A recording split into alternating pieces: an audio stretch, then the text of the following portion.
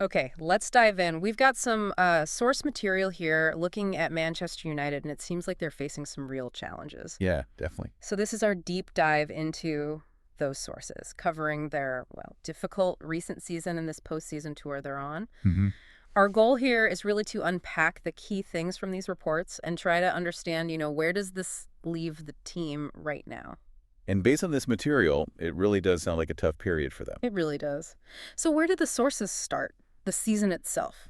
Yeah, they kick off with the season recap, and, well, it's pretty stark. Finishing 15th in the Premier League, that's way off expectations. 15? Wow. And it wasn't just the league.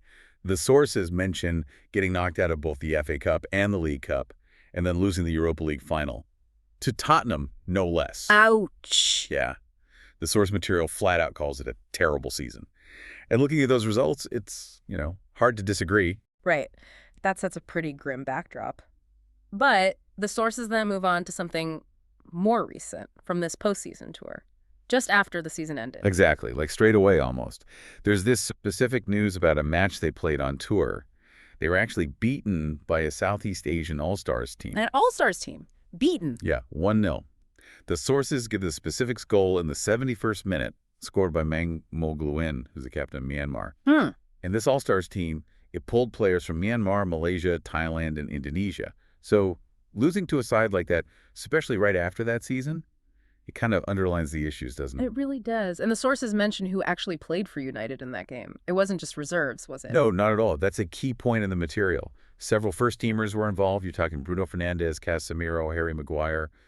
Big names. Okay, so established players. Yeah. Yeah. And interestingly, the sources also specifically note Alejandro Garnacho played the second half, which is notable because they also mentioned his future at the club is, like, up in the air. Right, so you've got experienced players, maybe someone on the way out, all part of this surprising loss.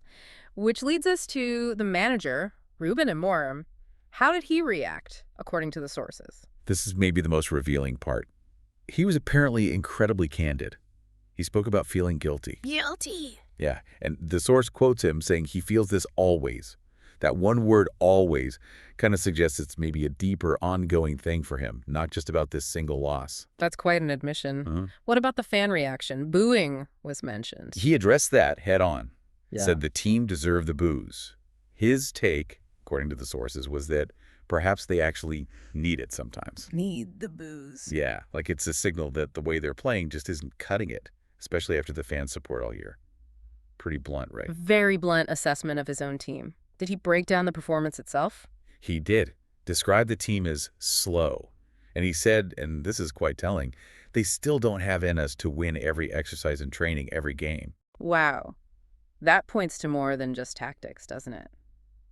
Sounds like mentality, intensity. Exactly. A fundamental lack of that winning edge day in, day out. That seems to be his view. But there was a bit more nuance, too, wasn't there? Something about the supporters after the game. Yeah, that was interesting.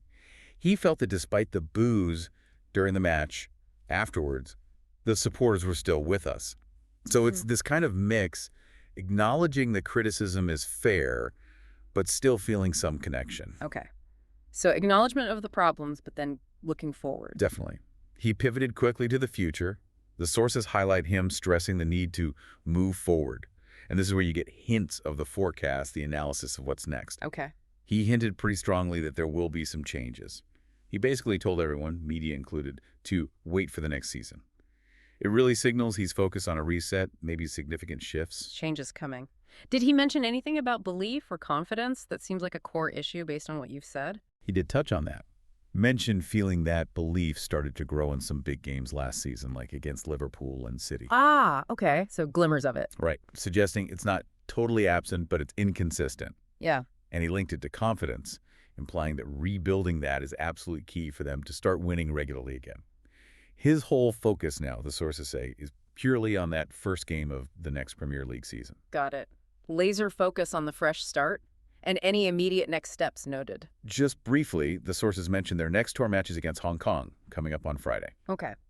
So let's just quickly recap what these sources are telling us. We've got a club coming off a really, really tough season, then an unexpected, maybe humbling loss on this postseason tour, and a manager who's being remarkably open about it all, admitting guilt, saying the team needs the criticism, pointing to issues like slowness and a lack of consistent winning mentality. But also very much shifting the focus forward, hinting at changes, and zeroing in on next season. Exactly. So, considering all that the manager's focus on next season, the clear need for confidence he mentioned, those hints about changes, it leaves you thinking. For you listening, based on these sources, what single thing do you think is the most crucial area for Manchester United to fix starting right now if they want to turn things around for that first Premier League game? Something to chew on.